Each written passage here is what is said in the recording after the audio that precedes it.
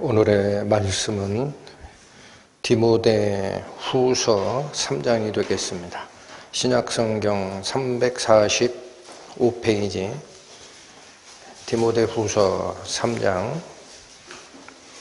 1절에서 5절까지의 말씀입니다. 네가 이것을 알라. 말세에 고통하는 때가 이르리니 사람들은 자기를 사랑하며 돈을 사랑하며 자긍하며 교만하며 회방하며 부모를 거역하며 감사치 아니하며 거룩하지 아니하며 무정하며 원통함을 풀지 아니하며 참소하며 절제하지 못하며 사나우며 선한 것을 좋아 아니하며 배반하여 팔며 조급하며 자고하며 쾌락을 사랑하기를 하나님 사랑하는 것보다 더하며 경건의 모양은 있으나 경건의 능력은 부인하는 자니 이 같은 자들에게서 네가 돌아서라. 기도하시겠습니다. 하나님, 세상의 마지막 때를 가리키는 성경 말씀의 경고들이 많지만 오늘 저희는 바로 그 말세를 사는 사람들의 모습이 어떠한 모양으로 바뀌어갈지를 기록하신 이 말씀을 통해 하나님을 향한 저희의 신앙의 행로를 점검하고 마음을 다시 하나님께로 돌리는 시간 갖고자 합니다. 저희의 마음을 인도하셔서 살아계신 하나님의 말씀이 저희들의 영혼에 역사하시고 은혜 끼치는 시간 될 수 있도록 인도하여 주옵소서. 예수님의 이름으로 기도 올립니다. 아멘. 말세의 징조라고 합니다. 말세의 징조를 얘기를 할 때 처처의 기근과 지진과 온역이 있을 것이다. 이런 말씀이 있습니다. 이것은 자연현상을 통해 그리스도가 다시 오시는 그 세상의 끝을 경고하신 말씀들이고 또한 거짓 그리스도와 거짓 선지자들이 일어나서 이적과 기사를 보여 할 수만 있으면 택하신 자들도 미혹해 하리라 라는 성경 말씀이 또한 있습니다. 이거는 하나님을 쫓아가는 기독교의 교리가 왜곡되고 또 믿음을 버리는 배도의 현상이 마지막 때에 있을 것이다 라는 경고의 말씀입니다. 오늘 저희가 오늘 상고한 이 말씀은 그것 말고도 또 있다라는 겁니다. 그것 말고도 사람들이 어떻게 변화될 것이냐, 이런 모습의 사람의 생각의 변화, 행동의 변화를 보거든 너희는 그것이고 세상의 끝인 줄 알라라는 또 다른 경고의 말씀입니다. 1절을 다시 보겠습니다. 내가 이것을 알라. 말세에 고통하는 때가 이르리니. 여러분, 말세에 고통하는 때가 이른다라고 기록된 고통하는이라는 이 단어는 물론 고통한다라는 뜻도 됩니다만 원문이 기록된 헬라어에 쫓아 들어가면 이 단어는 우선적인 뜻이 위협하는이라는 뜻입니다. 위협하는. 그리고 또 하나는 견디기 어려운. 그래서 이 고통하다라는 뜻도 있지만 위협하다, 견디기 어렵다라는 이 뜻이 오늘 기록된 말씀을 우리가 이해하는데 아주 좋은 길잡이가 된다라고 저는 생각을 합니다. 근데 왜 그렇게 생각을 하냐면 바로 여기 이 고통하는이라는 단어인 위협하는이라는 그 헬라어가 신약 성경에 딱 2번만 쓰였기 때문입니다.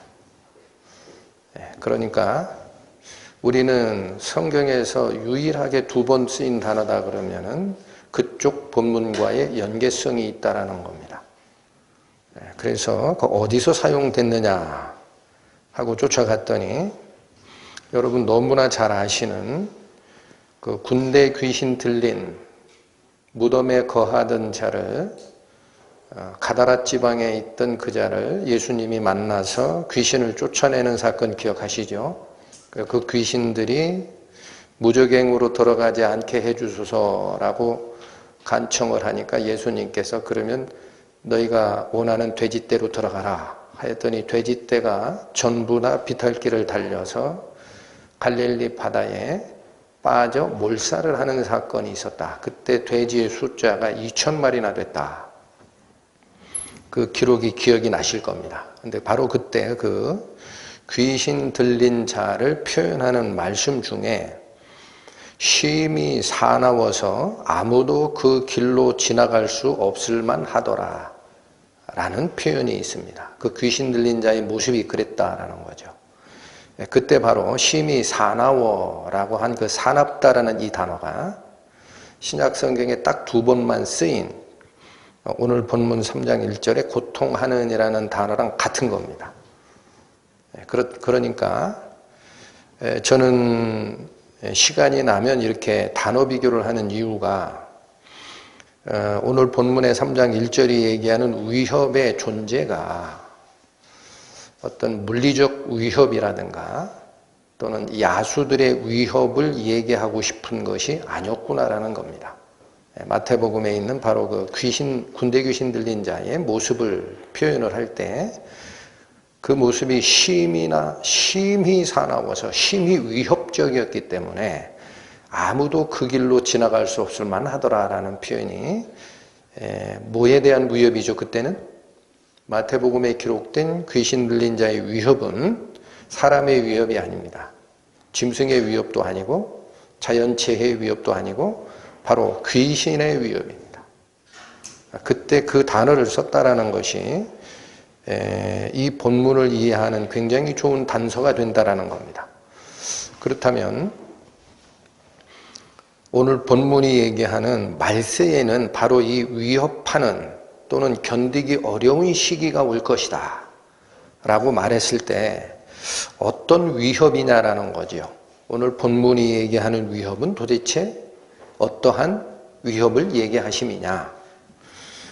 오늘 짧습니다. 1절에서 5절인데 5절에 나옵니다. 5절을 보시면 경건의 모양은 있으나 경건의 능력은 부인하는 자들이다라는 거예요. 여기에 기록된 이러한 인간의 모습이 경건의 모양은 있으나 경건의 능력은 부인하는 자니 이 같은 자들에게서 네가 어떻게 하라? 돌아서라. 그러면 어느 위협이냐면은 바로 모양만 경건을 띈 그러한 현상들이 말세에 실질적인 경건의 능력이 없는데도 불구하고 경건의 옷을 입고 돌아다닐 것이다. 이게 위협이라는 겁니다. 여러분, 모양은 있으나 능력이 없다라는 표현이 무슨 뜻입니까? 여러분, 아주 좋은 예가 우리 허수아비 아시죠? 허수아비. 허수아비는 겉모습은 사람과 같이 만듭니다. 근데 그 속에 뭐는 없습니까? 생명은 없습니다.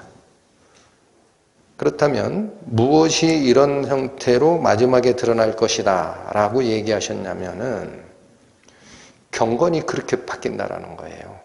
경건이. 그럼 이 경건이라는 단어는 뭐냐면 하나님을 선한 양심으로 예배하고 따르는 것, 그것을 경건이라고 표현을 합니다. 한마디로 얘기하면 우리의 신앙입니다. 그러니까 이 오늘 본문이 지시하시고자 하는 경고의 말씀은 이방인들 얘기하는 개념이 아닌 겁니다. 요즘에 하여튼 성경 말씀을 상고하다 보면은 저희 믿는 자들을 위한 경고 말씀들이 너무나 많이 보여요. 이거는 바로 경건의 모양을 갖춘 자이지만 실제 경건의 능력은 그 생명력을 갖추지 않은 자들이 이런 길을 쫓아갈 것이다.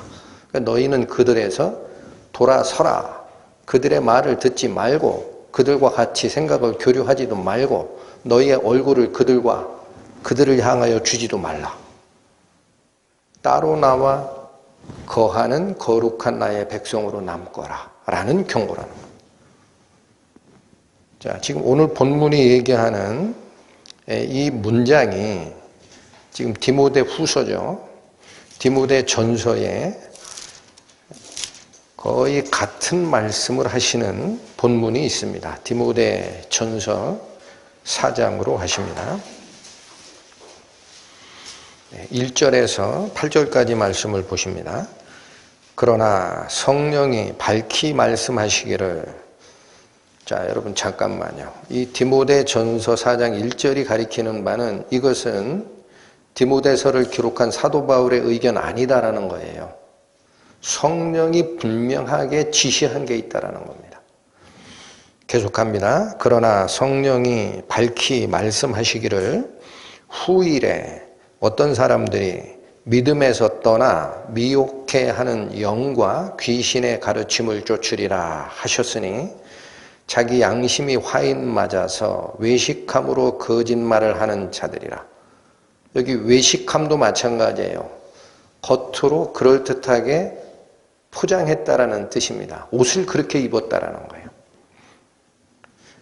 3절부터 마저 봅니다. 혼인을 금하고 식물을 폐하라 할 터이나 식물은 하나님이 지으신 바니 믿는 자들과 진리를 아는 자들이 감사함으로 받을 것이니라. 하나님의 지으신 모든 것이 선함에 감사함으로 받으면 버릴 것이 없나니 하나님의 말씀과 기도로 거룩하여 짐이니라. 내가 이것으로 형제를 깨우치면 그리스도 예수의 선한 일꾼이 되어 믿음의 말씀과 내가 좇은 선한 교훈으로 양육을 받으리라. 망령되고 허탄한 신화를 버리고 오직 경건에 이르기를 연습하라. 육체의 연습은 약간의 유익이 있으나 경건은 범사에 유익하니 금생과 내생에 약속이 있느니라. 여러분 본문 자체가 지금 길지만은 처음과 끝을 주목하여 주시기 바랍니다. 1절이 뭐라고 되어 있죠? 성령이 밝히 말씀하신 바가 있는데 후일에 어떤 사람들이 믿음에서 떠나 어떤 가르침을 좇게 되는 일이 있다? 귀신과 미혹해 하는 영의 가르침, 즉 사단의 가르침, 하나님 반대편에 있는 자의 가르침을 쫓는 일이 있을 것이다 라고 기록하고 있는데 여기도 마찬가지입니다. 후일에 어떤 사람들은 이런 가르침의 방향을 틀어버리는 자가 있을 것이다 라고 표현되어 있는데 그 후일에라는 단어 있습니다. 후일에. 이 후일에가 마지막 때라는 뜻입니다.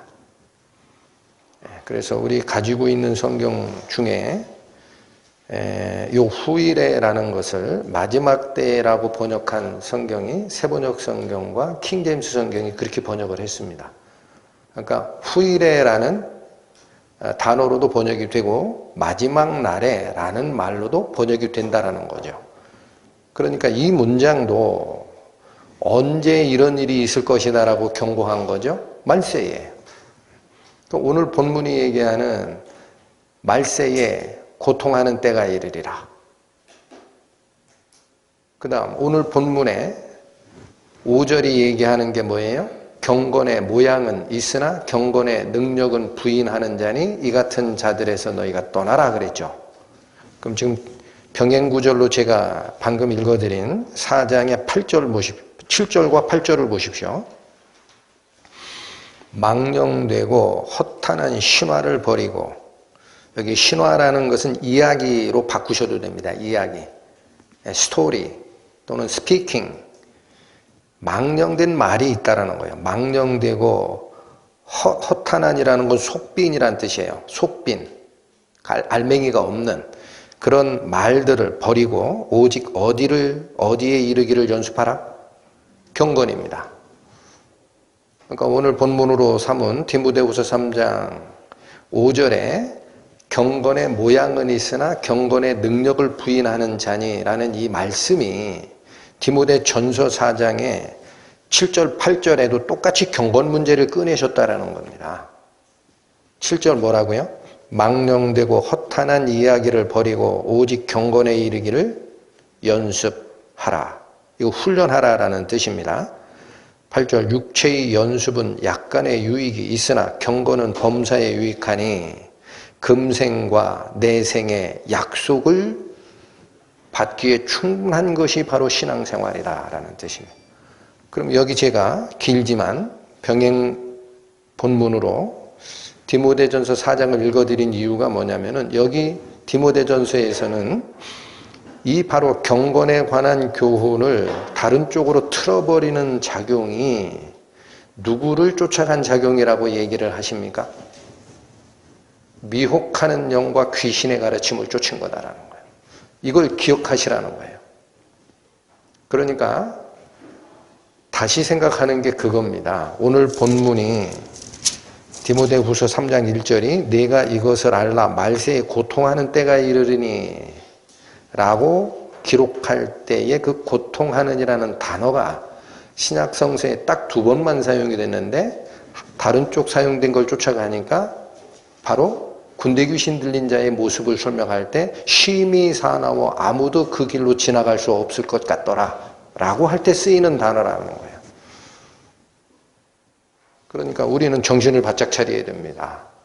이런 현상, 경건의 모양은 있으나 경건의 능력을 부인하는 자니라는 것은 겉으로는 신앙인처럼 행세를 합니다. 그러나 그 속에 생명은 없는 자입니다. 그러니까 가짜 신앙, 껍데기뿐인 신앙, 허수아비 신앙이 사람을 이렇게 이끌어가는 방향이 있다는 경고입니다. 어떤 모습일까요? 본문으로 돌아오셔서 2절에서 4절까지 읽겠습니다. 사람들은 자기를 사랑하며 돈을 사랑하며 자긍하며 교만하며 회방하며 부모를 거역하며 감사치 아니하며 거룩하지 아니하며 무정하며 원통함을 풀지 아니하며 참소하며 절제하지 못하며 사나우며 선한 것을 좋아하지 아니하며 배반하여 팔며 조급하며 자고하며 쾌락 사랑하기를 하나님 사랑하는 것보다 더하며 여기 18가지의 귀신의 가르침을 쫓고 말세에 위협하는 그런 속성에 물든 자 18가지의 속성이 나오는데 제가 집중하고 싶은 것은 이겁니다. 지금 사랑하는 게 있고 나머지 열거된 게 있습니다. 그 사랑이 어떤 사랑이냐 1절에 나옵니다. 사람들은 누구를 사랑하죠? 자기 자신을 사랑합니다. 그리고 돈을 사랑합니다. 그리고 4절에 나옵니다. 4절의 하반절 쾌락 사랑하기를 하나님 사랑하는 것보다 더하며 라고 나옵니다. 그러니까 자기 자신을 사랑하고 돈을 사랑하고 쾌락을 사랑하는 이 3가지 사랑이 핵심 용어입니다. 나머지는 그 결과물들입니다. 바로 이러한 사랑을 뭐라고 하느냐 하나님을 사랑하는 것보다 우선시했기 때문에 이게 바로 경건의 길, 하나님을 쫓아가는 예배의 길, 신앙의 길에서 벗어난 왜곡된 사랑이라는 겁니다. 그리고 자기 본의적 사랑이기 때문에 사적인 욕심을 쫓아간 사악한 사랑이라. 오늘 같이 나누고 싶은 것은 18가지 전체가 아닙니다. 요 사랑, 3가지 삐뚤어진 사랑의 의미가 무엇이며 성경에서는 이러한 잘못된 사랑에 어떠한 경고의 말씀을 주시느냐 이걸 여러분들과 같이 나누고 싶은 것이 오늘의 제 뜻입니다. 여러분 그 목회자들의 목회자라고 칭송을 받았던 제 기억에는 2019년인가 그 전인가 아니 2019년이 아니네요. 연도는 제일 기억이 안 나는데 지금 돌아가셨어요. 근데 이 목회자들의 목회자라고 칭송을 받았고 그분이 써낸 신앙서적이 150권 가까이 되는 분이 있습니다. 워렌 위어스비라는 분인데 그분이 하신 말씀 중에 이런 말씀을 하셨답니다. 우주에는 하나님이 계십니다. 그리고 사람이 존재하고 또 물질이 있습니다. 하나님은 경배하고 사람은 사랑하고 물질은 잘 사용하는 것이 바른 길입니다. 이게 정도라는 거예요. 정도. 그러나 만약 사람이 자신을 경배하기 시작하면 하나님을 무시하고 물질을 사랑하고 사람은 이용하게 된다는 거예요. 이게 삐뚤어진 길입니다. 오늘 본문을 설명하기에 너무나 적합한 말씀이기 때문에 말씀을 드렸습니다. 그렇다면 워렌 위어스비가 말한 이 정도와 삐뚤어진 왜곡된 길이 성경에서는 어떻게 설명을 하느냐를 쫓아가야 됩니다. 여러분 구약성서 예레미야 2장 가십니다. 구약 1052페이지입니다. 예레미야 2장 17절에서 19절까지 네 하나님 여호와가 너를 길로 인도할 때에 네가 나를 떠남으로 이를 자취함이 아니냐. 네가 시홀의 물을 마시려고 애굽길에 있음은 어찌미며 또 그 하수를 마시려고 아수르길에 있음은 어찌미뇨.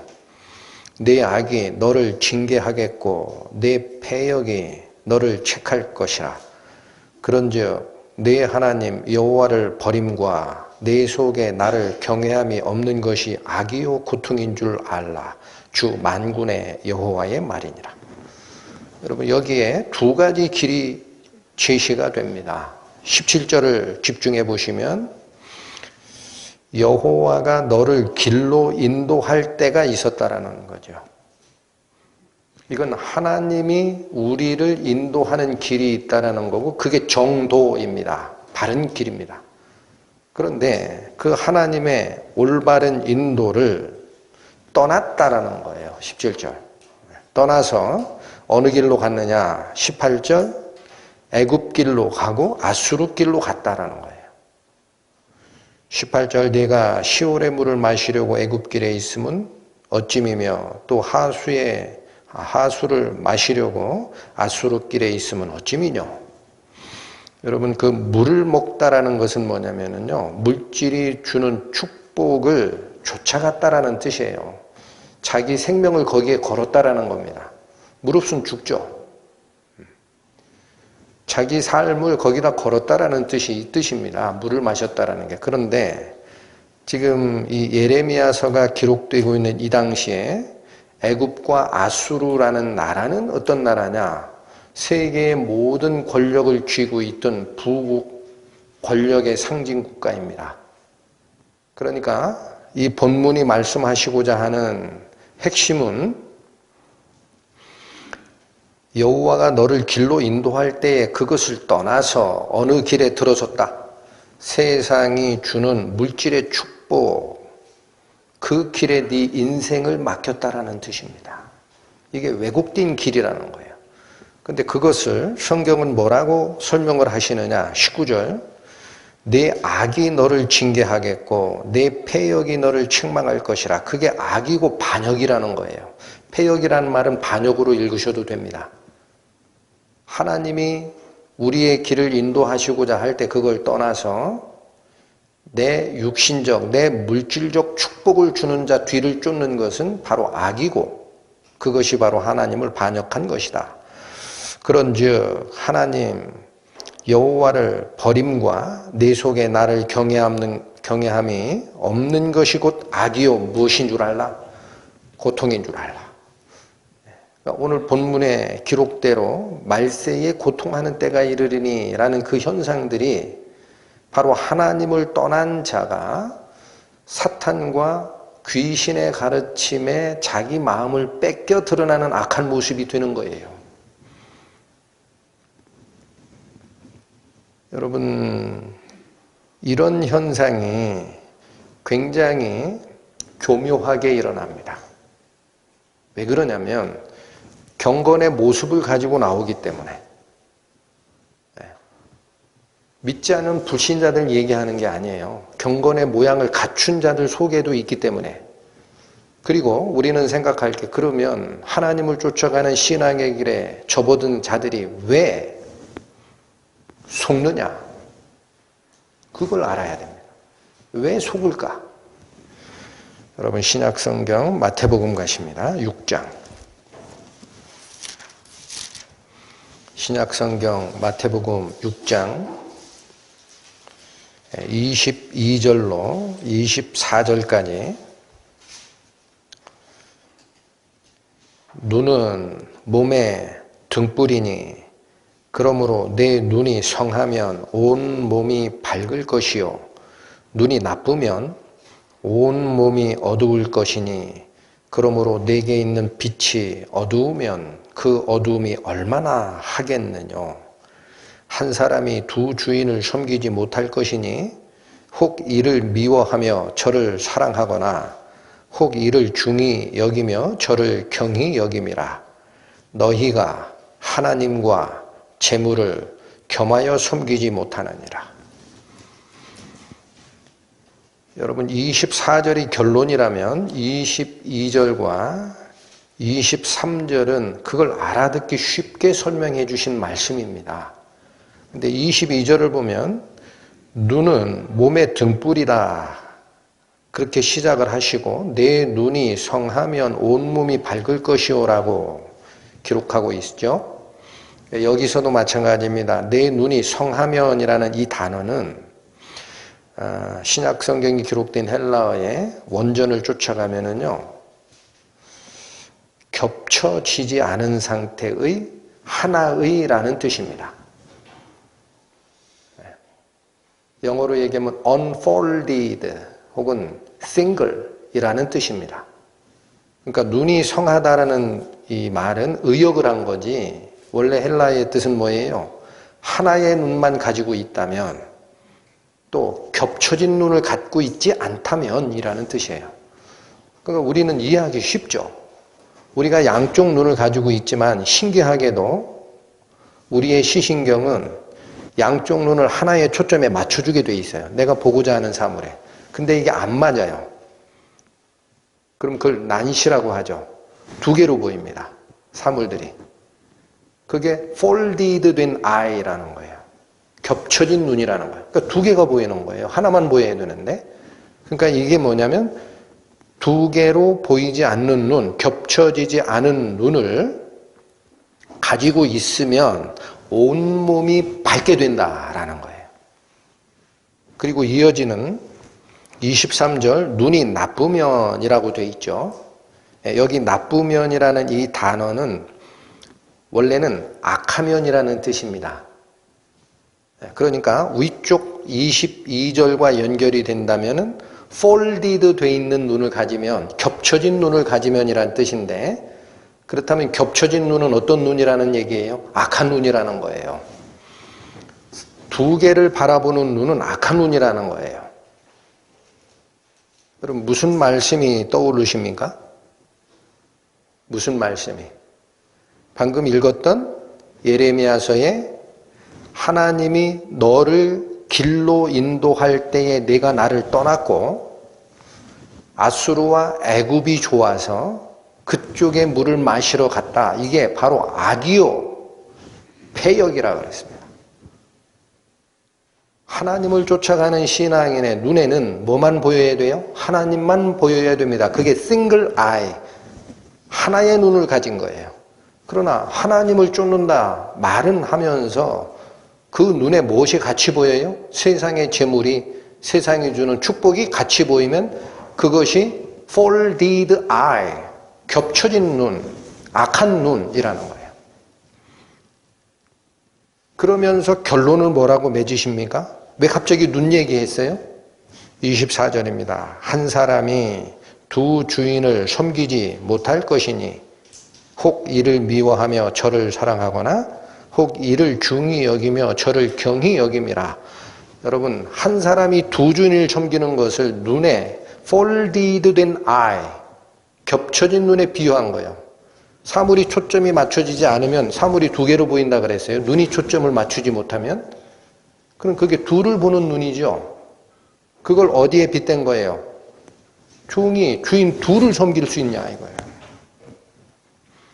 종이 주인 둘을 섬길 수가 없다. 이유가 뭐예요? 혹 이를 미워하며 저를 사랑하거나 혹 이를 중히 여기며 저를 경히 여김이라. 어느 거 하나는 버리게 되고 무시하게 되는 경우가 생기기 때문에 안 된다라는 거예요. 그러시면서 너희가 하나님과 재물을 겸하여 섬기지 못하느니라. 그러니까 오늘 본문이 우리를 가리키는 게 그겁니다. 경건의 모양은 있다. 나는 신앙인이요 라고 얘기를 하면서도 그가 바라보는 눈이 하나님을 향하는 초점이 맞춰진 눈, 싱글 아이가 되지 못하고 하나님과 재물을 두 개를 바라보고 있다면 그게 바로 악하고 패역한 상태이고 예레미야서가 말씀하는 대로 하면은 여호와를 내 하나님 여호와를 버림이 곧 악이요 고통이다라는 정의에 들어가는 거예요. 여러분, 자기 사랑, 물질 사랑이 중심에 있게 되면 기도가 이렇게 나온다고 합니다. 하나님, 이번에 우리 아들 좋은 대학에 들어가게 해주시면 제가 봉사도 많이 하고 헌신하겠나이다. 또는 하나님 이 사업 번창하게 해주시면 그 벌어들인 재물로 교회와 성도를 열심히 섬기겠나이다. 이런 기도가 나오는 때에 굉장히 위험한 겁니다. 하나님이 목적이 되어 있질 않아요. 하나님은 수단입니다. 해 주시면이 조건절이에요. 내가 그리고 있는 하나님이 하나님을 사이드 옆에 놓고 내가 원하는 것을 중심에 놓은 자기 중심적 신앙인지를 보라라는 겁니다. 신앙만 그렇게 움직이나요? 여러분, 오늘 본문이 자기를 사랑하고 돈을 사랑하고 쾌락을 사랑하는 말씀을 지금 하시고 계신데 지금 저희가 살고 있는 이 시대 상황이 특히나 한국의 상황이 딱 맞아떨어진다라고 저는 생각을 합니다. 요즘 난리도 아닙니다. 코로나 사태인데도 불구하고 누구는 이번에 재건축 대상 아파트 사가지고 50% 남겼다더라. 이런 소문이 마구 돌아요. 뿐만입니까? 누구는 주식 투자해서 3배 벌었다더라.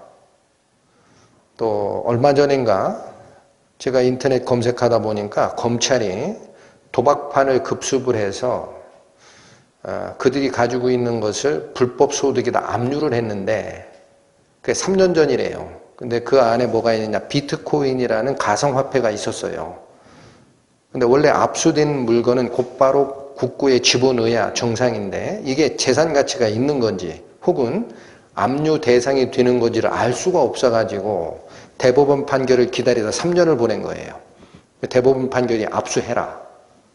그래서 그걸 내다 팔았더니 45배가 뛰었답니다. 3억짜리 당시에 압류할 때의 비트코인의 그 그래프에 보면 시가표가 있죠. 그걸 기준으로 하면 그 당시 3억이었던 그 압류품이 3년 후 법원 판결에 의해서 현금화 시켜라 했더니 120억이 됐다.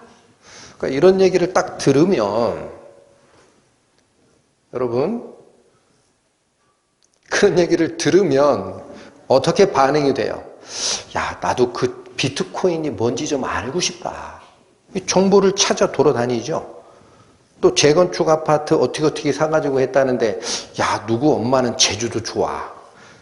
한번 만나야지. 밥 사주고 요령 알아보고 또 주식 투자는 그건 아무나 하는 게 아니라던데 지금 보니까 다 먹었어요. 이런 사람이 거의 없어요. 학생들까지도 난립니다. 그러니까 주식 교환, 정보 교환, 카톡을 연다거나 아니면 주식 교실에 아예 가입해가지고 전문적으로 배워요. 그래프 배우고 패턴 배우고 합니다. 뭐 알아보려고 난리죠? 돈 버는 방법. 그 정보. 그러나 여러분 바로 그런 말을 들었을 때 우리 신앙인의 마음도 글로 쏠리게 돼 있어요. 그거는 어쩔 수 없습니다. 왜 그래요?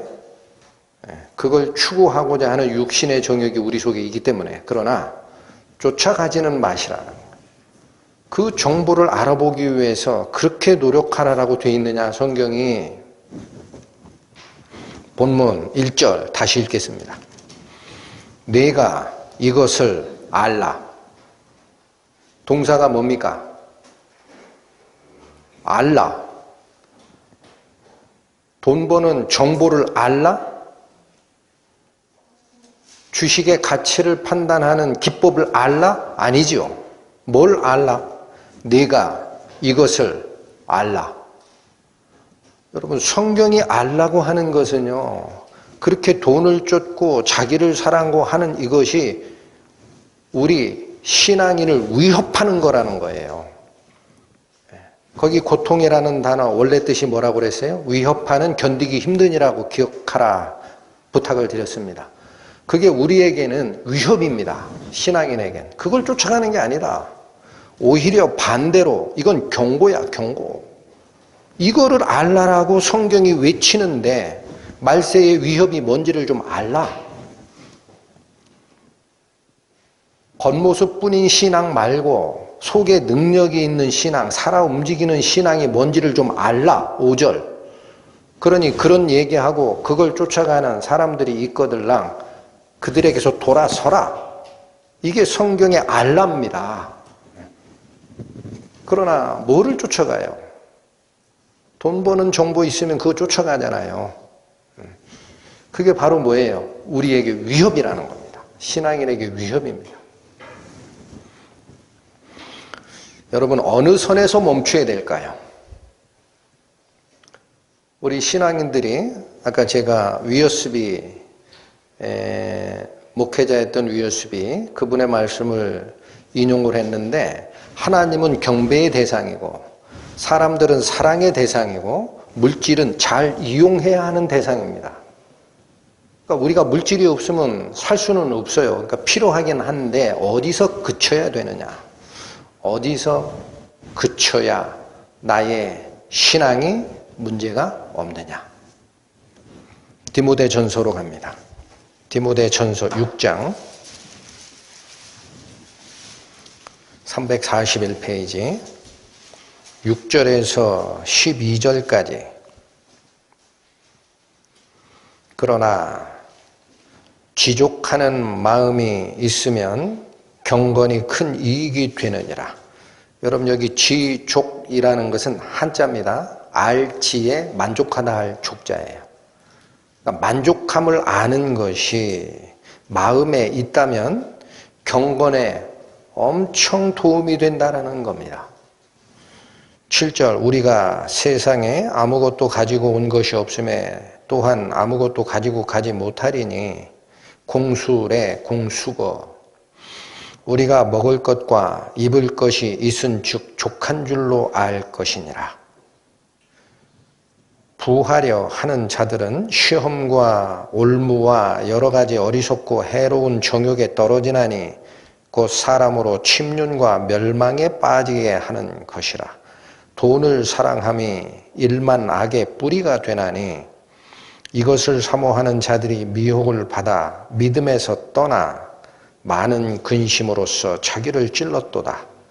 오직 너 하나님의 사람아, 이것들을 피하고 의와 경건과 믿음과 사랑과 인내와 온유를 갖추며 믿음의 선한 싸움을 싸우라. 영생을 취하라.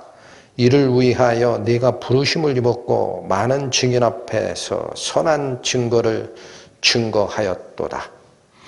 여러분, 어디서 멈추라고 합니까? 8절 다시 보십니다. 우리가 먹을 것과 입을 것이 있은즉 족한 줄로 알라. 여기서 멈추라. 무엇을 알아야 한다라고 합니까? 10절. 돈을 사랑함이 일만하게 뿌리다라는 사실을 잊지 말라. 11절, 12절 그걸 알고 만족을 그쳤음, 너희가 물질을 쫓는 것을 어느 선에서 그치는 줄을 알고 또 돈을 사랑하는 것이 일만하게 뿌리고 나의 믿음을 잃게 하는 것임을 알았으면 11절, 12절 행동 지침이 주어집니다. 오직 너 하나님의 사람아, 이런 것들을 어떻게 하라? 피하라. 오늘 본문이 말씀하신 대로 경건의 모양은 있으나 경건의 능력은 부인하는 자니 이 같은 자들에게서 네가 돌아서라. 피하라. 12절 하나는 피하고 12절 뭐를 취합니까? 믿음의 선한 싸움을 싸우라. 영생을 취하라. 그렇습니다. 진정한 경건, 하나님을 쫓아가는 생명이 있는 경건은 눈에 두 개가 초점이 맞춰지면 안 됩니다. 하나님에게만 초점이 맞춰져야지 물질과 같이 하나님이 내 눈에 초점에 두른다라는 것은 그게 바로 악이요 반역입니다. 그게 곧 악이요 고통입니다.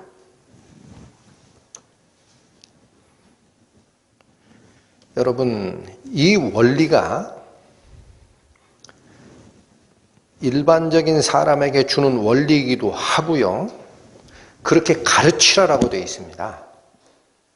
목회자들도 이 말씀을 반드시 keep in mind 하라라는 뜻입니다. 어디에? 같은 장 17, 18절을 보십니다.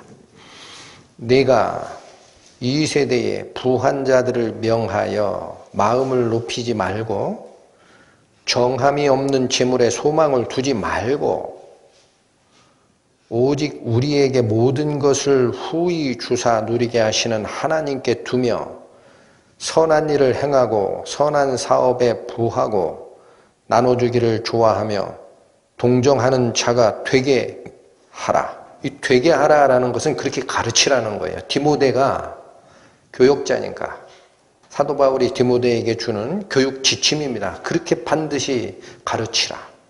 이것이 장래에 자기를 위하여 좋은 터를 쌓아 무엇을 취하는 일이다? 참된 생명을 취하는 일이라. 근데 요즘에 안타깝게도 바로 이런 성경 말씀에 물질을 죄악시할 필요는 없습니다만 물질을 쫓아가는 그 일은 기도의 제목이 되면 안 되는데도 불구하고 번영신학이라는 또는 자유주의 신학이라는 이상한 신학 조류들이 들어옴으로써 하나님 믿으면 축복받는 게 당연한데 왜 그래요? 이런 얘기들을 하니까 문제가 되는 거예요. 가르치는 자부터 지금 문제가 생겼습니다.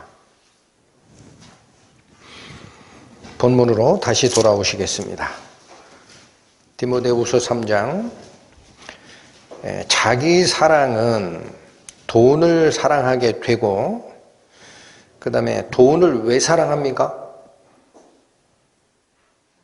여러분 이 의미는 우리가 이미 알고 있기 때문에 더 설명을 안 드립니다. 그러나 그냥 액면 그대로 돈이라고 기억하세요. 10,000원짜리, 5,000원짜리, 1,000원짜리 혹은 50,000원짜리 그 돈 자체를 사랑할 수가 있습니까? 지금은 뭐 다 온라인 입금하고 하니까 그런 사례가 없는데 옛날에 그 설렁탕집 하시는 그런 분들이 제가 회계사 시절에 제 고객이었을 때가 있어요.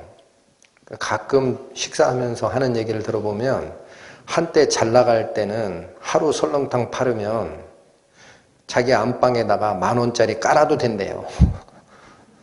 그래서 한 번은 해봤대요. 재밌잖아. 잠을 못 자겠더래요. 돈 냄새 때문에 역해가지고. 그 돈을 왜 사랑합니까? 보다 더 직접적 질문을 들어가는 거예요. 자기 사랑이 왜 돈 사랑을 하느냐면 돈을 사랑하는 게 아니에요. 돈이 나에게 가져다 주는 뭐를 사랑하는 거예요? 만족을.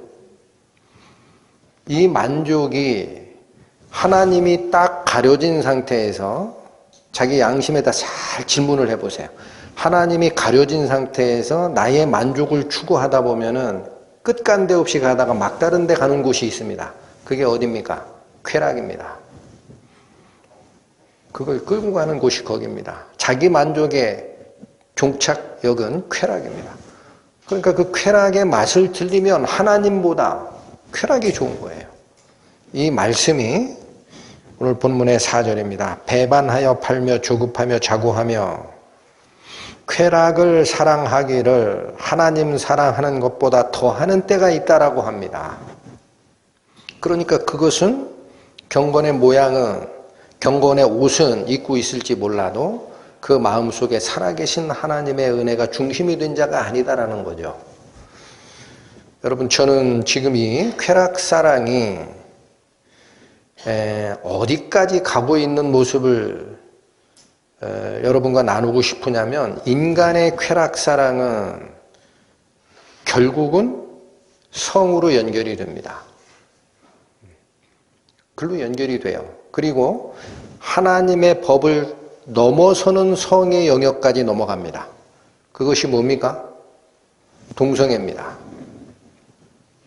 오늘 그걸 좀 살피겠습니다. 로마서 1장.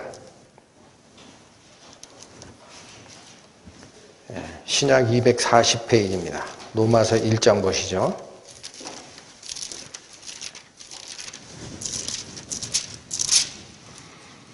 (24절에서) 27절까지 말씀입니다. 그러므로 하나님께서 저희를 마음의 정욕대로 더러움에 내어버려 두사 저희 몸을 서로 욕되게 하셨으니, 여러분 24절이 주는 정보가 하나가 있습니다. 사람이 마음의 정욕을 쫓아갈 때에 하나님이 그걸 제재하지 않으시고 방관자로 뒤로 물러나 계시게 되면 어디로 간다 그랬어요? 저희가 몸을 서로 욕되게 하는 단계가 있다라고 얘기를 합니다. 25절, 이는, 그러니까 왜 하나님이 이렇게 방치하느냐라는 거예요. 왜 방치하느냐? 이는 저희가 하나님의 진리를 거짓 것으로 바꾸어 피조물을 조물주보다 더 경배하고 섬기는 상태가 됐기 때문에, 여러분 아까 말씀드린 거 있죠? 하나님은 경배의 대상이 되시고 사람은 사랑의 대상으로 삼아야 되고 물질은 이용의 대상으로 가지고 있어야 된다. 그런데 사람이 자기를 경배하는 식으로, 이게 왕이 바뀌었다라는 거예요. 하나님이 왕이 된 게 아니고 내가 내 인생의 중심에 서게 되면, 나를 경배하게 되면 하나님은 무시하게 되고 물질을 경배하고 사랑하게 되고 사람은 이용수단으로 만들어버린다 그랬죠. 지금 그 얘기를 하는 겁니다. 다시 보시죠. 25절, 이는 저희가 하나님의 진리를 거짓 것으로 바꾸어 피조물을 조물주보다 더 경배하고 섬기는 상태가 됐기 때문에, 그러니까 하나님 입장에서는 당신이 경배를 받기 위해 당신의 형상으로 사람을 지으시고 지구의 모든 물질 세계를 다스리라 명하셨는데, 이 인간이 하나님을 쫓아가는 신앙의 길, 경건의 길, 경배의 길에서 돌아서서 자기가 자기 인생의 주인이 되면서 나를 만족시켜 줄 것은 하나님이 아니라는 거예요. 나를 만족시켜 줄 것은 물질이다. 그러니까 하나님 제껴놓고 무시하고 물질을 경배한 상태를 로마서 1장 25절은 뭐라고 표현한 거예요? 피조물을 조물주보다 더 경배하고 섬기는 상태가 됐다라는 거예요. 그러니까 하나님은 그들의 마음을 이제는 유기합니다. 버려둡니다. 네가 살고 싶은 대로 가봐라. 어떤 결과가 나오는지 보자. 26절, 이를 인하여 하나님께서 저희를 부끄러운 욕심에 내어버려 두셨으니, 여러분 24절에서는 마음의 정욕대로 더러움에 내어버려 두셨다라고 표현을 했는데 26절에 오니까 좀 구체화됩니다. 이 욕심은 부끄러운 욕심이라는 거예요. 그리고 이어지기를 곧 저희 여인들도 순리대로 쓸 것을 바꾸어 영리로 쓰며, 27절, 이와 같이 남자들도 순리대로 여인 쓰기를 버리고 서로 향하여 음욕이 불릴 듯하매 남자가 남자로 더불어 부끄러운 일을 행하여 저희의 그릇됨에 상당한 부흥을 그 자신에 받았느니라. 여러분, 하나님을 섬기는 과정에서 물질을 숭배하는 대로 바뀌어지면 하나님은 나를 너의 임금으로 두기를 거절했느냐? 그러면 살아봐 하고 방치하는 상태가 되고, 인간의 정욕은 우리를 어디까지 끌고 간다 그래요? 더러운 욕심에 우리를 끌고 가고, 그 끝간 곳은 어디다? 여자가 순리대로 남자를 쓰기를 거절하고 반대로 돌아간다라는 거예요. 영리로 돌아갔다라는 거예요. 그것은 여자가 여자로 더불어 성행위를 하는 거예요. 남자도 마찬가지입니다. 27절 이와 같이, 이건 똑같이 그런 얘기예요.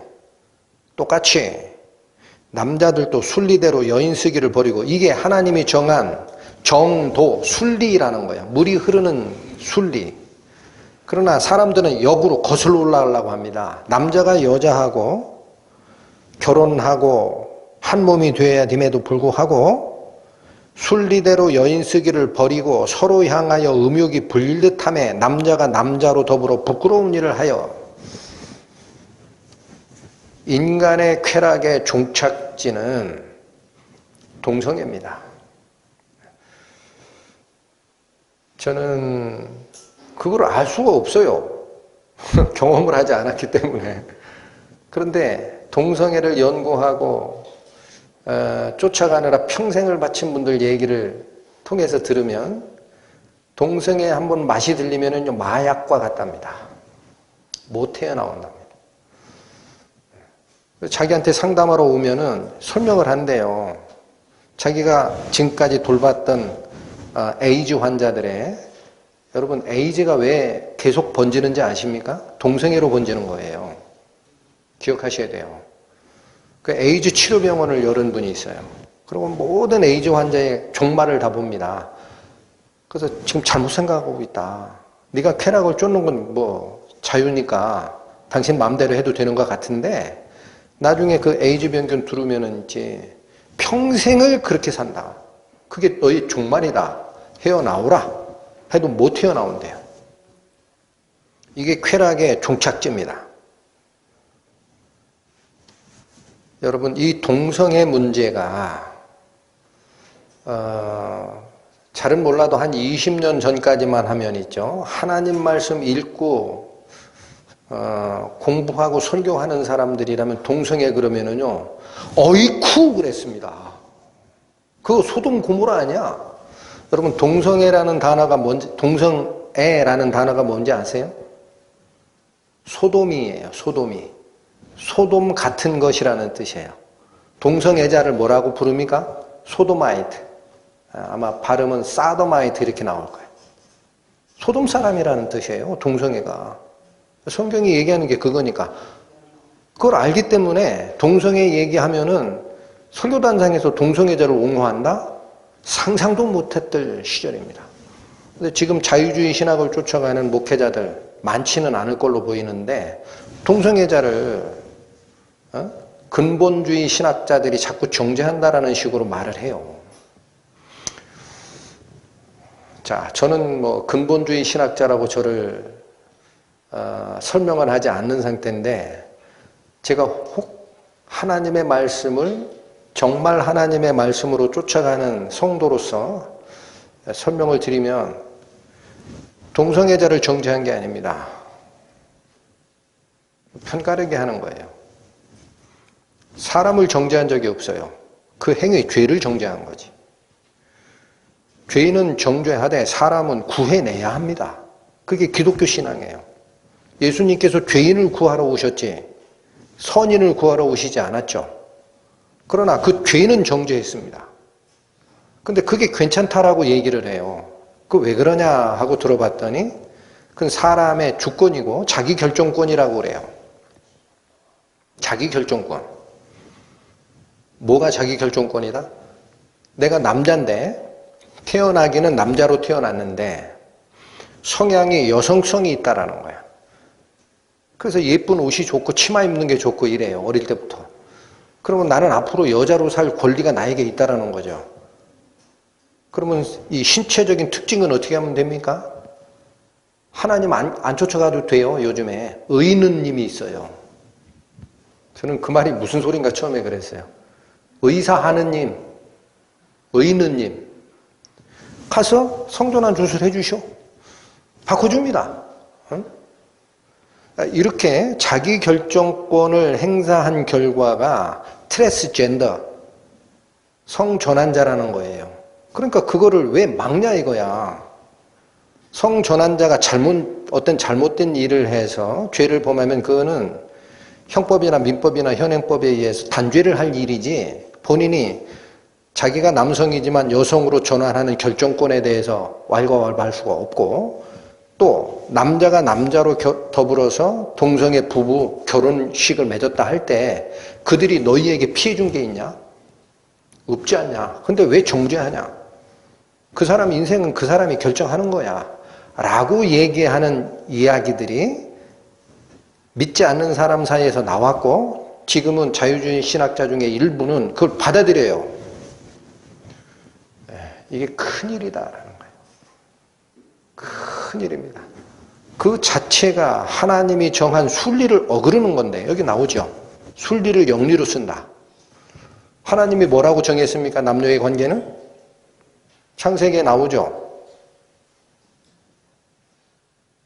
아담을 깊이 잠들게 한 다음에 갈비뼈 하나를 뽑아 하와 이브를 만들고 서로 너무 좋아하는 모습을 보면서 하나님 뭐라고 했어요? 그런즉 남자가 장성하면 부모를 떠나 여자와 합하여 한 몸을 이루라. 이게 하나님의 명령입니다. 이게 순리예요, 순리. 근데 그 법 필요 없다라는 거예요. 그 법 필요 없다. 내가 정한다. 미국에서만 있는 줄 알았는데 지금 한국도 난립니다. 난립니다, 이게. 그러니까 여러분 이제 용어들이 이렇게 나와요. 생물학적인 남성, 여성을 구분하는 것은 영어 단어가 섹스라고 있습니다. 성별이라는 단에. 그러나 생물학적인 남성, 여성을 구분하는 단어를 요즘에 안 씁니다. 입국서류 이런 데 보면은요, 영어로 된 입국서류에 보면은 당신의 성별 할 때 섹스라는 단어 못 쓰게 해놨어요. 뭐라고 써요? 젠더라고 합니다. 젠더. 이게 성별이라는 뜻인데 이 젠더는 생물학적 남성, 여성을 구분하는 단어가 아닙니다.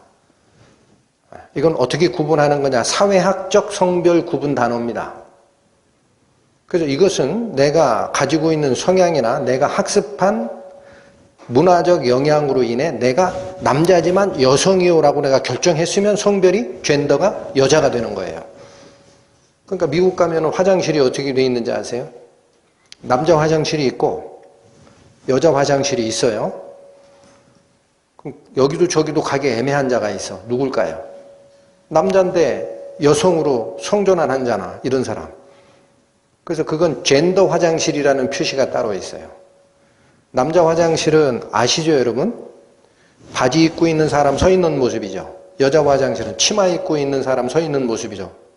근데 이 젠더 화장실은 한쪽 다리는 바지, 한쪽 다리는 치마로 돼 있어요. 한 사람인데. 걸어 놓습니다. 여기 들어가라 이거야.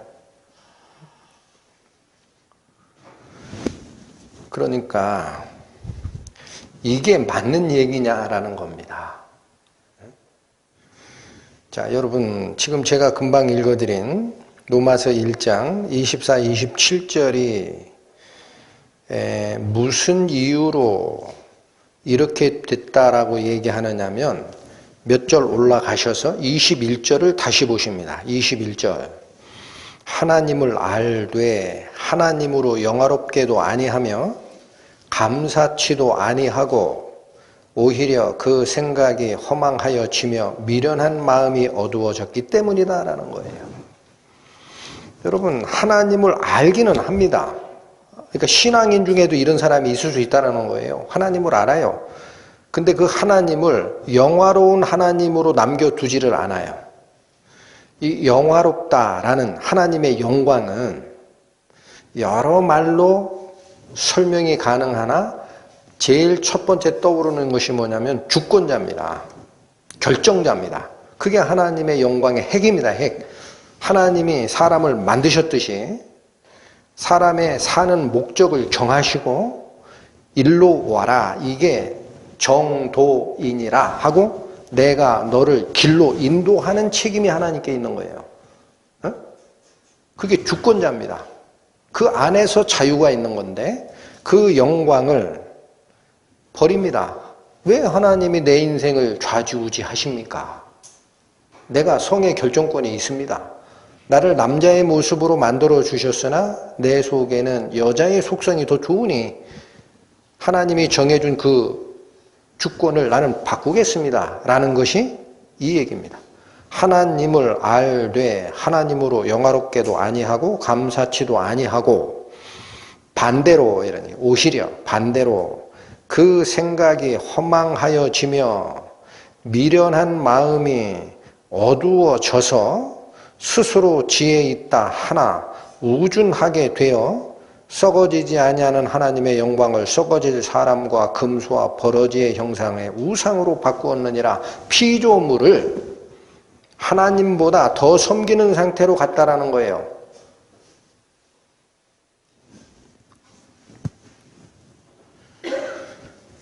자, 인본주의가 그래서 무섭습니다. 인본주의, 사람이 중심에 서는 신앙. 그 신앙의 끝자락에는 하나님을 무시하고 잠깐 하나님 제 인생길에서 옆으로 잠깐만 비켜주시겠습니까? 내가 이걸 원하는데 약간만 비켜주세요. 됐습니다. 됐습니다. 거기 계시면 됩니다. 거기 하고 자기가 결정한 길을 가는 거예요. 그러다가 어딜 쫓아가요? 물질 추구하고 다 충족이 되면은 쾌락 쫓아가고 가만히 보니까 이 쾌락에 선을 넘어버리면 더 좋은 게 있다던데 동성애가 그런 거라던데 얘기를 쓱 듣고 넘어버려요. 이게 하나님을 알되 하나님으로 영화롭게도 아니하고 감사치도 아니하고 오히려 그 생각이 허망하여지고 미련한 마음이 어두워진 상태의 결과가 방금 전에 읽으셨던 24절에서 27절 동성애가 연결이 된 거예요. 여러분, 동성애에 대한 것은요, 혹시라도 다른 목회자들의 설교들이 많이 올라옵니다. 그분들이 무슨 말씀을 하시는지 신경 쓰지 마시고 성경이 뭐라고 얘기하는지만 쫓아가십시오. 고린도전서 가십니다. 고린도전서 6장 신약 269페이지입니다. 고린도전서 6장 9절과 10절 불의한 자가 하나님의 나라를 유업으로 받지 못할 줄 알지 못하느냐? 여기 잠깐 쉬어갑니다. 그렇습니다. 의롭지 못한 자는 하나님 나라에 들어갈 수 없습니다.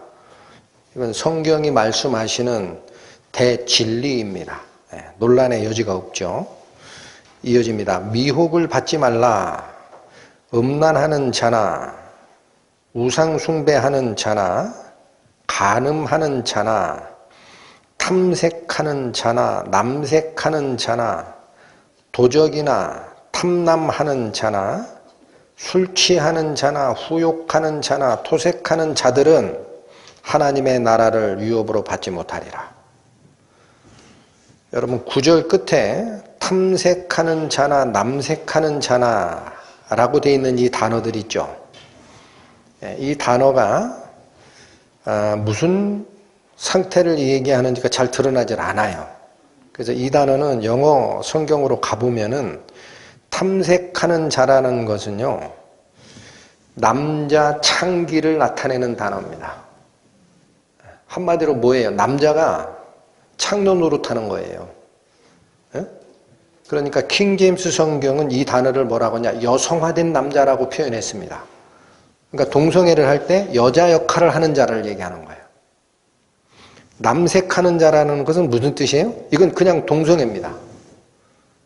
남자가 남자로 더불어 부끄러운 일을 하는 그거를 표현하는 것이고 이게 동성애자입니다. 그러니까 성경이 얘기하는 것은요, 하나님께서 남자와 여자를 창조하시고 생명법칙을 주시고 다스려라 할 때에 남자와 여자가 합하여 한 몸을 이루라 했지. 쾌락 추구하느라 남자와 남자가 여자가 이렇게 허락한 적이 없어요. 그 원리를 배반하는 자는 하나님 나라에 못 들어갑니다. 이렇게 분명합니다. 혼돈될 이유가 없습니다. 그걸 다르게 얘기하는 자들은 어디가 문제가 있는 거죠? 바른 교훈을 받지 않기 때문에 그런 거예요. 디모데후서 보십니다. 디모데후서 4장 보시죠. 오늘 본문이 있는 3장 다음 장입니다. 디모데후서 4장 3절과 4절. 때가 이르리니 사람이 바른 교훈을 받지 아니하며 귀가 가려워서, 여러분 여기 가려워서라는 건 근질근질해서라는 뜻이 아니라 가리워져서라는 뜻이에요. 귀가 가리워졌다라는 건 막혀서 그런 뜻입니다. 귀가 가려워서 자기의 사욕을 좇을 스승을 많이 두고, 자 여러분 바른 교훈은 하나님의 말씀입니다. 근데 그 바른 교훈을 싫어하고 대신에 뭐를 스승으로 뒀어요? 자기의 사적 욕심을 추구할 기준들, 그걸 스승 자리에 앉혔습니다. 나는 그 교훈 받겠다. 누가 앉혔어요? 스스로 둔 거예요. 스스로. 두고 또 그 귀를 진리에서 돌이켜 허탄한 이야기를 좇으리라. 여기서 얘기하는 허탄한 이야기가 아까 얘기했던 허탄한 신화라는 단어랑 같은 단어입니다. 허탄한 얘기, 누가 뭐라고 얘기하면 사람 본의로 논리적으로 설명하고 맞잖아. 사람이 자치권이 있는 것이지. 자기결정권을 왜 다른 사람이 이래라 저래라 말이 많어? 하는 그런 얘기. 하나님 필요 없어. 그런 얘기. 여러분 이 자기결정권의 문제가 지금 한국에서도 마찬가지, 동성애 말고도 한 어떤 이슈에 이미 적용이 돼가지고 법이 바뀐 게 있어요. 낙태죄가 없어졌습니다. 알고 계시죠? 옛날에는 낙태는 죄였어요. 지금은 한국에서 낙태가 죄가 아닙니다. 그 왜 그렇게 결정했어요?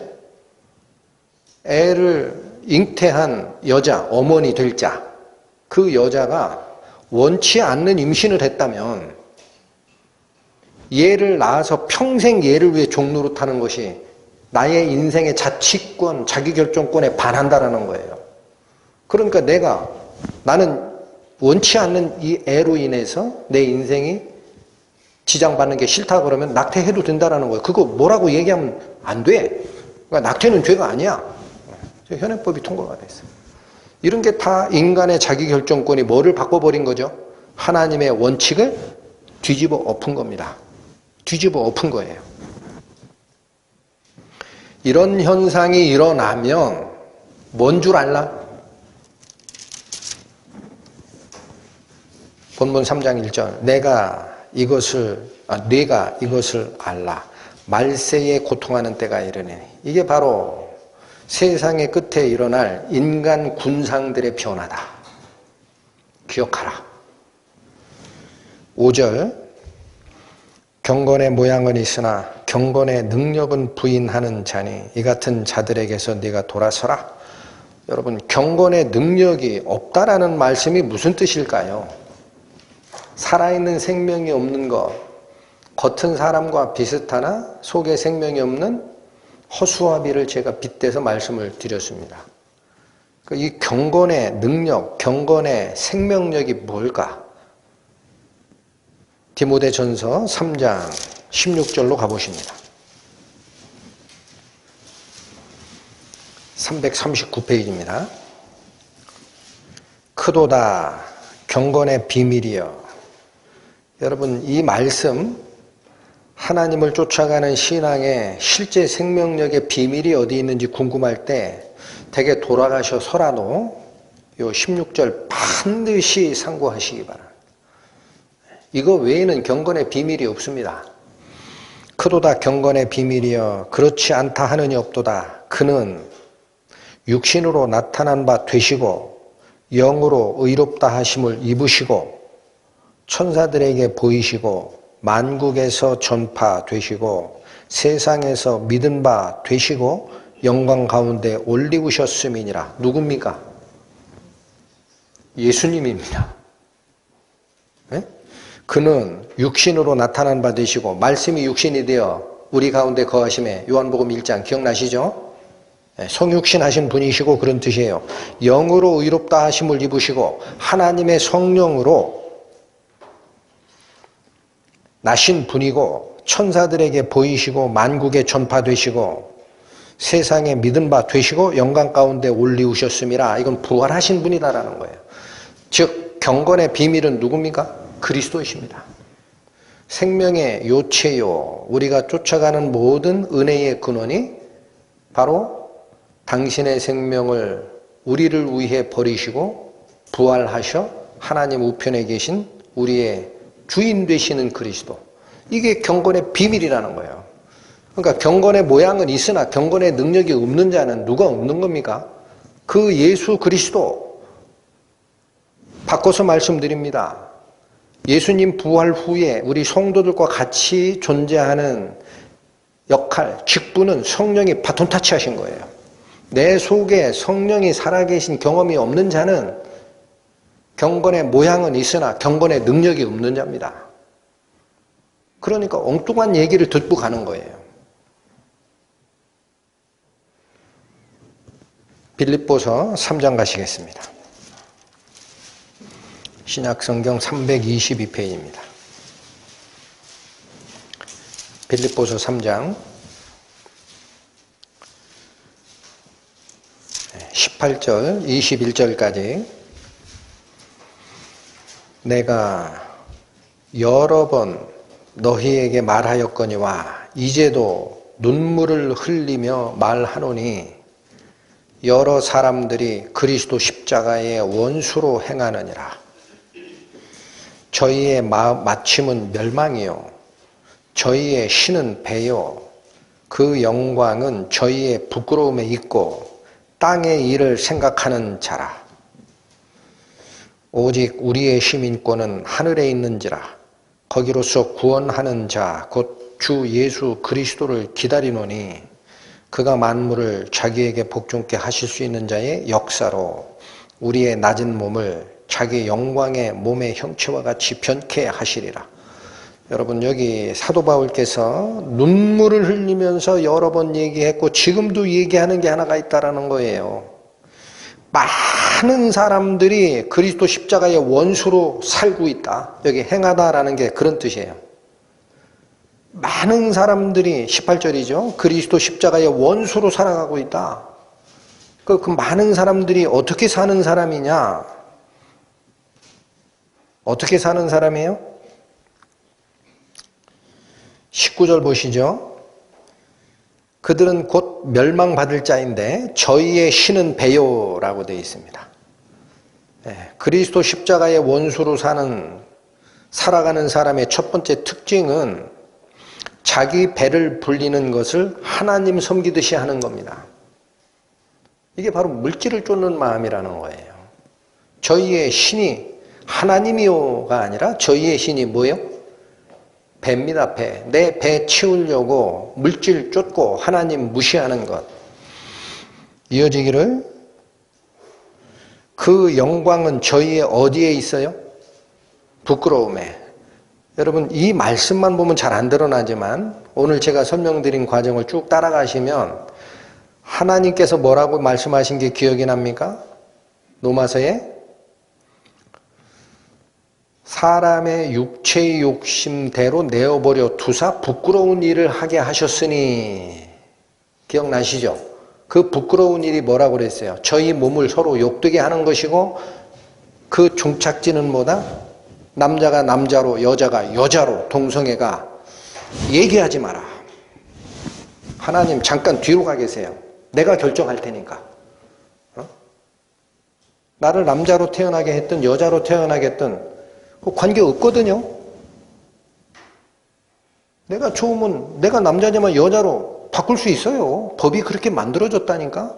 라고 하는 그 부끄러움.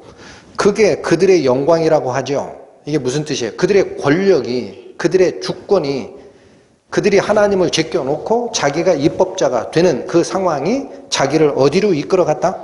부끄러움에 이끌어갔다라는 거예요. 그 종착역이 바로 동성애고 하나님의 법을 변개하는 겁니다. 그러니까 자기 결정권 때문에 낙태죄를 없애거나 트랜스젠더라는 것이 죄가 아니다, 그들을 비난할 필요가 없다라고 주장하면서 하나님 말씀을 버리는 것이 뭐예요? 그게 바로 자기 영광을 취했지만 결국 자기 부끄러움으로 가는 길이었다. 이어집니다. 땅의 일을 생각하는 자입니다. 그러니까 여기 이 본문에서는 빌립보서 3장 19절이 얘기하는 바는 하나님 대신에 물질을 섬기는 자, 또 자기 주권을 주장하면서 부끄러운 죄에 빠지는 인간, 또 하나 땅의 일을 생각하고 하늘의 일은 생각하지 않는 자, 이들이 다 누구라는 거예요? 사도 바울이 눈물을 흘리며 여러 번 경고했던 그 길로 가지 마라 라고 했던 그 길로 가는 자들, 땅의 일을 생각하는 자가 어떤 자들입니까? 이것도 잠깐 찾아보시죠. 구약 이사야서 5장 보시겠습니다. 이사야서 5장 8절, 구약 971페이지입니다.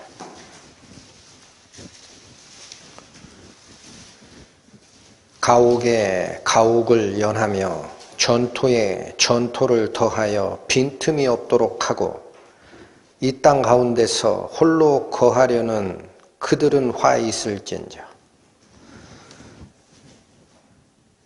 여러분, 집 한 채면 사는데 문제 없죠? 길바닥에 앉으면 되잖아요. 몇 달 전인가 그 정부가 집값 올라가는 거 문제 때문에 집값 안정화 대책으로 이것저것 조사하다가 인터넷에 슬쩍 발표된 정보를 제가 언뜻 봤습니다. 제일 많이 집을 가지고 있는 사람이 몇 채나 가지고 있을 때는 100채가 넘더라고요. 100채. 이 사람은 무엇 때문에 이 집을 이렇게 많이 삽니까? 여러분, 왜 사요? 돈 때문에. 다른 거 있어요? 가옥에 가옥을 연하며 전토에 전토를 더하여.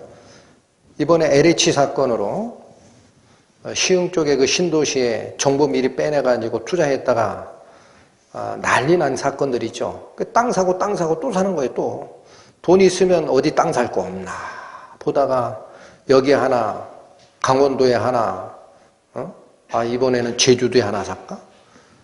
가옥에 가옥을 더하고 전토에 전토를 더하여 빈틈이 없이 쫙 내 땅 만들겠다 하고 어디에 홀로 거하는 자처럼, 땅에 홀로 거하는 자처럼 사는 그들은 하나님의 화가 있습니다. 기억하셔야 됩니다. 내가 하나님과 재물을 겸하여 섬기지 못하느니라.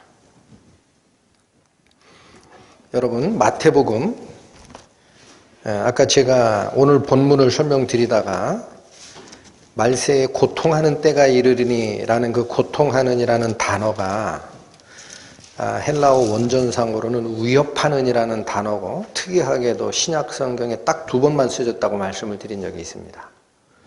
그래서 그 2번 쓰여졌던 다른 쪽 마태복음 8장을 잠깐 가보십니다.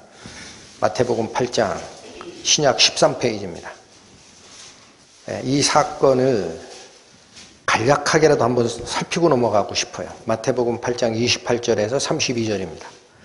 또 예수께서 건너편 가다라 지방에 가심에 귀신 들린 자 둘이 무덤 사이에서 나와 예수를 만나니 저희는 심히 사나워 아무도 그 길로 지나갈 수 없을 만하더라.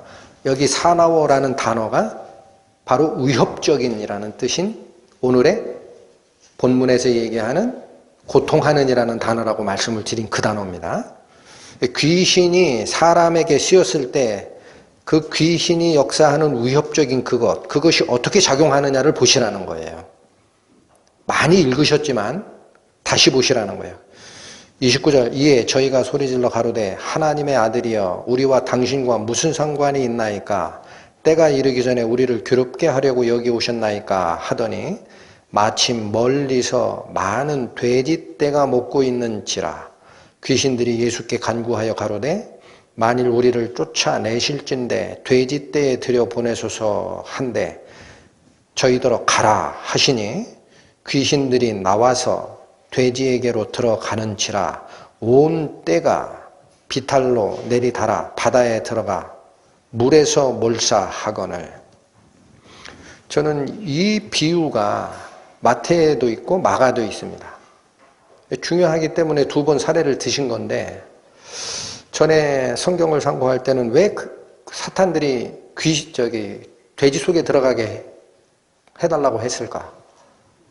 그리고 마가복음에 보면 이게 2,000마리라고 나옵니다. 군대 귀신이었기 때문에. 그리고 예수님은 왜 이걸 허락했을까?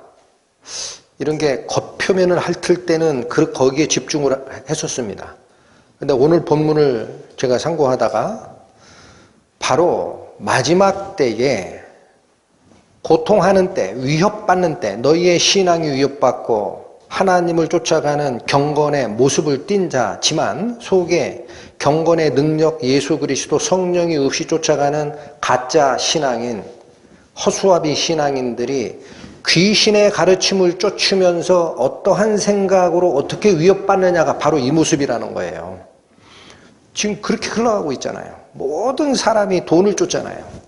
코로나 시대고 뭐고 관계없어요. 마스크 쓰고 도로 다니면서 아파트 삽니다. 마스크 써도 괜찮아요. 주식 쫓아다닙니다. 세상 사람들만 그렇습니까? 믿는 그리스도인들이 같이 동조하잖아요. 그리고 하나님이 정해놓은 법, 생명을 존중하라라는 법, 살인하지 말라라는 계명 관계없다. 내가 원치 않은 임신했으면 나의 결정권을 앞세워야 되기 때문에 하나님의 주권보다 나의 영광을 앞세워야 되기 때문에 죽여도 죄 아니야. 하나님이 나의 모습을 만들어 놓은 신체적인 남성과 여성 그거 관계없다. 내가 바꿀 수 있어. 하고 되돌아가는 이런 모든 모습들이 귀신에 의해서 통제받아 비탈길을 내리달려 갈릴리 호수에 빠져 죽는 돼지의 모습하고 뭐가 다르냐 이거예요. 하나님이 그래서 세상을 끝내시는 거예요. 당신의 영광을 드러내기 위해 만든 인간이 그렇게 바뀌는 순간 하나님은 접는 겁니다. 그만하자. 그게 말세입니다. 선명히 보입니다.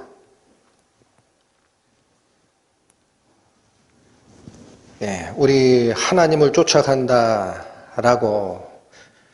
마음을 모으고 있는 우리 말씀사랑교회 성도들 뿐만 아니라 대한민국의 하나님을 쫓아가는 모든 성도 또 전 세계에 진정 하나님을 경배하는 길을 찾고자 하는 모든 성도들에게 바로 이것이 말세의 인간 군상의 모습이다라는 것 마음에 깊이 새기시고 하나님을 경배하는 길로 가기를 원합니다. 기도하겠습니다. 주여, 당신이 주가 되어야 하는 그 마음의 자리에 어찌하여 사람들은 재물로 주인을 세웠으며 당신을 찬양해야 하는 그 영광의 자리에 어찌하여 사람들은 자기 주권이라 하나님의 말씀을 무시하는 자치권을 세웠습니까?